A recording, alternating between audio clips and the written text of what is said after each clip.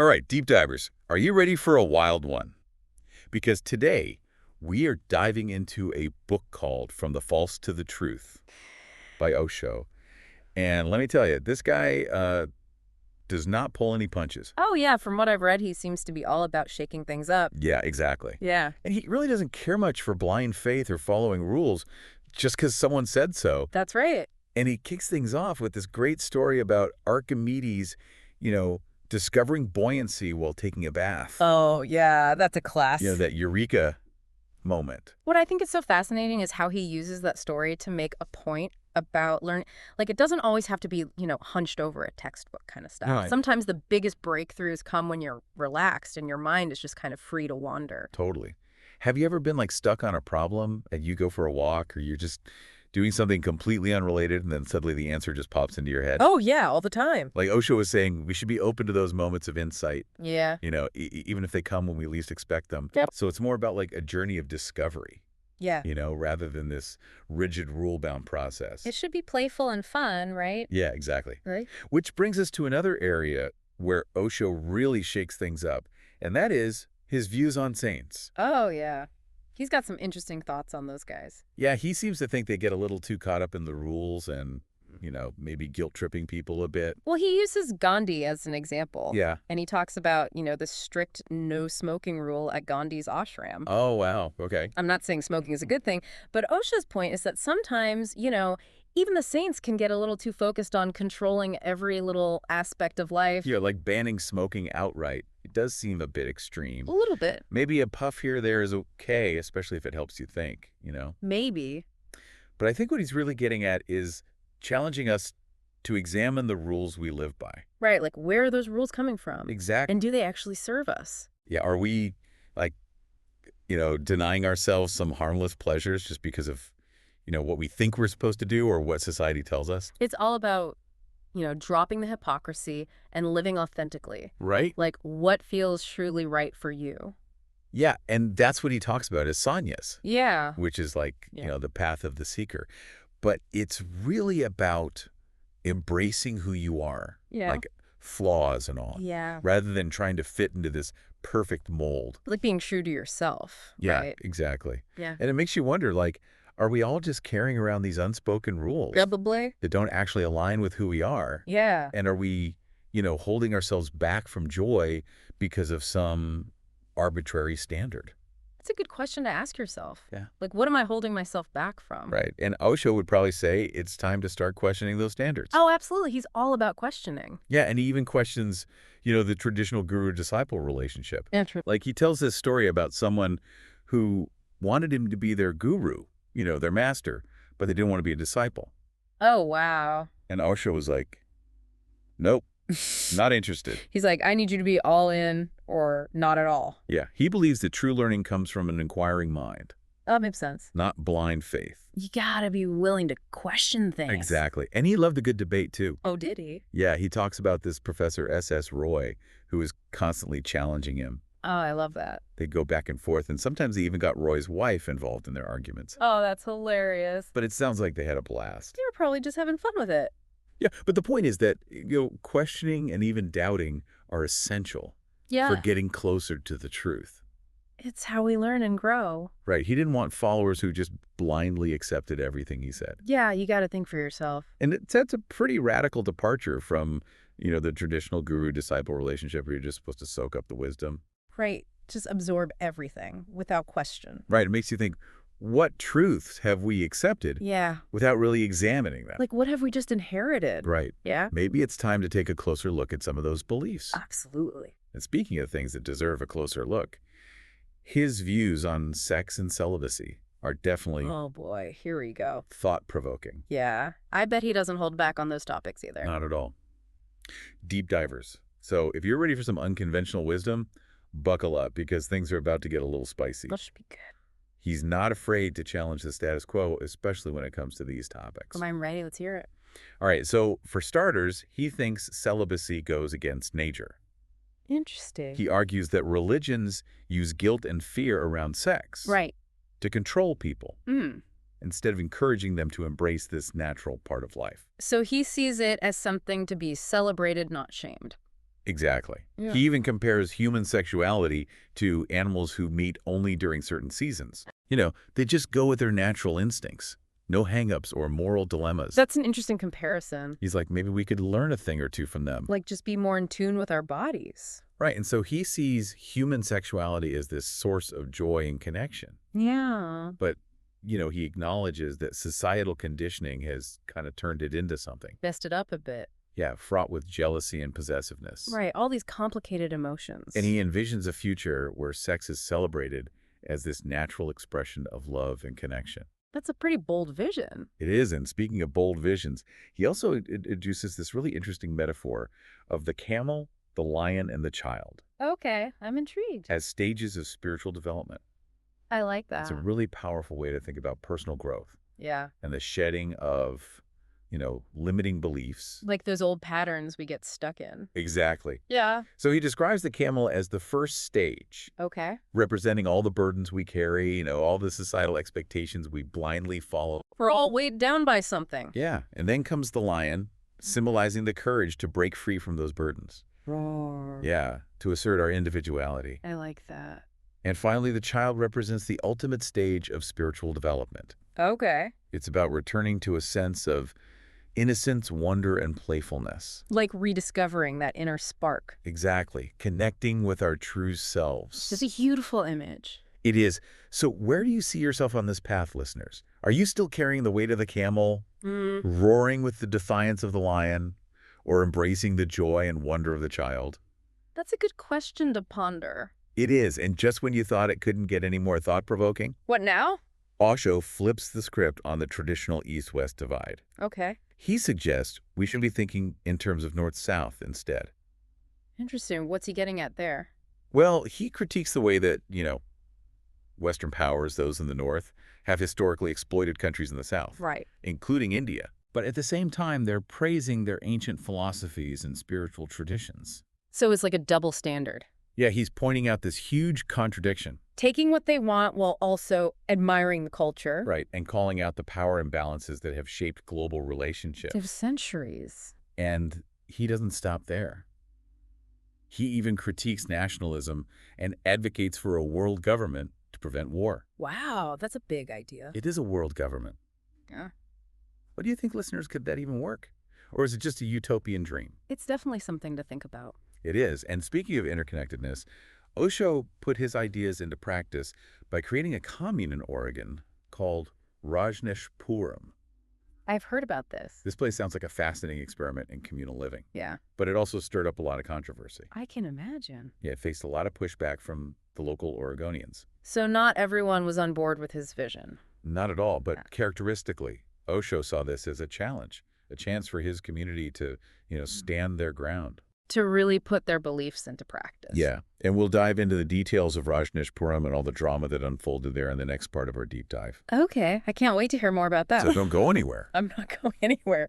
So you were about to tell us more about this Rajneeshpuram place. Oh, yeah. It sounded like Osho's version of utopia, Yeah. but I'm guessing it wasn't all peace and love. Oh, definitely not. Things got pretty intense. Oh, really? Yeah, like Osho actually talks about this secret meeting held by the governor with all these, high-ranking officials Okay. where they were basically scheming about how to handle the commune. He even accuses them of, straight up lying to the press about what was happening. Wow. Sounds like a real-life conspiracy thriller. He does, right? It seems like Osho saw these conflicts as, kind of a symptom of society's resistance to change. Oh, yeah, for sure. Like his ideas about individuality, freedom, spirituality. Right. Pretty radical, especially back then. Totally. It was like, his commune was a giant middle finger to the establishment. Right, with its unconventional practices and everything. Yeah. And of course, that kind of challenge to the status quo was bound to create some friction. Right, some pushback. Yeah. But it's interesting because Osho almost seemed to welcome the conflict. Really?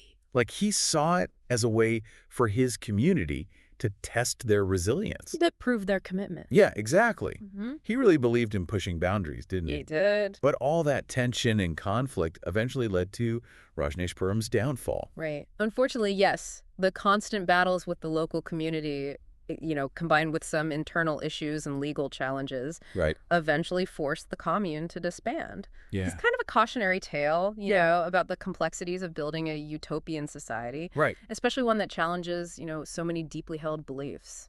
It makes you wonder if Osho's vision for a new humanity could ever actually work in the real world. Yeah, is it just a pipe dream? Yeah. What do you think? It's hard to say, but even if Rajneeshpuram ultimately failed, Yeah. Osho's ideas continue to resonate with people today. They do. Like his emphasis on personal growth, authenticity, and living a life filled with joy, Right. it's still relevant, in our crazy, chaotic world. Absolutely. And he definitely didn't shy away from controversial topics. No, he didn't. Like, remember what he said about contentment? Oh, yeah. He really flipped the script on that one, too. He had some pretty spicy takes on that. He did. Instead of seeing contentment as something you achieve through, denial and repression, Right. he argued that it comes from embracing life fully, Yeah. with all its ups and downs. Well, and then the good, the bad, the ugly. Exactly. He even joked about how spending eternity in paradise, Yeah. singing hymns and praising God, Yeah. would probably get pretty boring after a while. He had a point. He did right. Yeah. He was definitely not a fan of the whole delayed gratification thing. Like waiting for your reward in the afterlife. Yeah, he thought that pinning our hopes on some future state of happiness Yeah. was a recipe for misery in the present. Live in the now. Exactly. It's like he was saying, hey, this is the only life we know for sure, so why not make the most of it right now? Carpe diem. Right? He believed true contentment comes from finding peace within ourselves, Yeah. no matter what's going on around us. Like a sense of inner peace. Exactly. It's about accepting ourselves, fully flaws and all, Yeah. and finding joy in the simple act of being alive. That's a powerful message. It is. But Osho didn't stop there. He also had some interesting thoughts about progress. Oh, really? Yeah, and how both the discontented and the supposedly contented have actually failed to bring about real change. Oh, interesting. He argued that true progress can only come from a place of genuine contentment, from a society that embraces individuality, creativity, and a deep understanding of interconnectedness. So it's not just about being happy, but also about using that happiness Right. to create something better. Exactly. He thought our obsession with, material wealth and power was a distraction from what really matters. Like, we're focused on the wrong things. And this is where things get a little wild. Okay, I'm listening. Osho even suggested that maybe the world would be better off if humanity was wiped out in a third world war. Whoa, hold on. Like a total reset button. That's pretty intense. It is, right? I mean, a third world war, that's a pretty drastic solution. It is. But remember, Osho often used provocative language. Right, to get people's attention. To shake people out of their complacency. Yeah, he was definitely not afraid to make people uncomfortable. His underlying message was about the urgent need for a shift in human consciousness. All right. He believed that our current trajectory, driven by greed, competition, the pursuit of power, Yeah. is ultimately unsustainable. So in a way, he was suggesting that a radical transformation might be necessary Yeah. for humanity to survive and thrive. Exactly. But before we all start prepping for the apocalypse, Right. let's take a closer look at what he meant by a new humanity. Okay, because that's really the core of his philosophy, isn't it? It is. It's all about moving beyond the limitations of our current systems and beliefs. Yeah. And creating a world that reflects our deepest values and aspirations. Exactly. A world where we can truly be ourselves. Yeah. Without fear or judgment. It sounds amazing. It does, but is it even possible? That's the big question. I mean, how do we even begin to create such a radical shift in human consciousness? Well, Osho had some pretty specific ideas about that, and that's what we'll explore in the final part of our deep dive. Okay, deep divers, we're back and ready to tackle the final piece of this Osho puzzle. His vision for a new humanity. Right. We've talked about his radical ideas on learning, Yeah. his critiques of traditional religion, even his, eyebrow-raising thoughts on sex. It's been a wild ride. It has. But what does he actually propose as an alternative? Well, Osho believed that creating a new humanity starts with a fundamental shift in consciousness. Okay. A move away from, the fear, the greed, the competition that have dominated human history for so long. He envisioned a world based on love, compassion, and a deep understanding of our interconnectedness. Okay, that sounds lovely in theory, but how do we actually get there? Right. It's not like we can just snap our fingers and make everyone love each other. You're right. It's definitely not that simple, but Osho outlines some key principles for building this new humanity. Oh, For one, he emphasized the importance of individuality, hmm. encouraging people to break free from the constraints of social conditioning Right. and embrace their unique potential. So it's not about everyone becoming the same, No. but rather about everyone being able to fully express their authentic selves. Exactly. Osho believed that true harmony doesn't come from conformity, Right. but from celebrating our differences and recognizing the inherent value of each individual. Yeah, I like that. And he also stressed the importance of living in the present moment, Oh, yeah. savoring the beauty and joy of life Mm. rather than getting caught up in anxieties about the past or future. Right. Be here now. It's like he's saying, stop worrying so much and just enjoy the ride. Exactly. Easier said than done, right? Of course, it takes practice, but Osho believed that cultivating mindfulness and presence Yeah. is essential for creating a more joyful and fulfilling existence. And he also emphasized the importance of meditation Yes. as a tool for quieting the mind and connecting with our inner selves. Absolutely. So it's not just about changing the world around us, No. but also about changing ourselves from the inside out. Exactly. It's an inside job. This all sounds very inspiring, but I have to ask, was Osho just a dreamer? Hmm. Or did he actually believe that this new humanity could become a reality? I think he genuinely believed it was possible, but he also acknowledged the immense challenges involved. Right. Remember, he called for a radical shift in consciousness, Yeah. a complete overhaul of our values and priorities. Yeah, he wasn't afraid to ruffle some feathers, that's for sure. Not at all. He challenged the status quo on pretty much everything from religion and politics to education and relationships. He was a true disruptor. And while his ideas may have seemed outlandish to some, Yeah. they also resonated deeply with others. Right. He attracted a large following of people who were drawn to his message of love, freedom, and self-discovery. He was definitely a charismatic figure. It's interesting to think about his legacy. Even though his commune in Oregon ultimately failed, Yeah. his ideas continue to be explored and debated by people all over the world. That's true. He left a lasting impact. He certainly left us with a lot to think about, from questioning our beliefs to embracing our inner child. Osho's teachings offer a unique perspective on what it means to live a truly authentic and meaningful life. I think that's a great way to sum it up. So deep divers, as we wrap up this deep dive into the world of Osho, we'd love to hear your thoughts. Do you think his vision for a new humanity is achievable? What resonates with you the most? What are you still grappling with?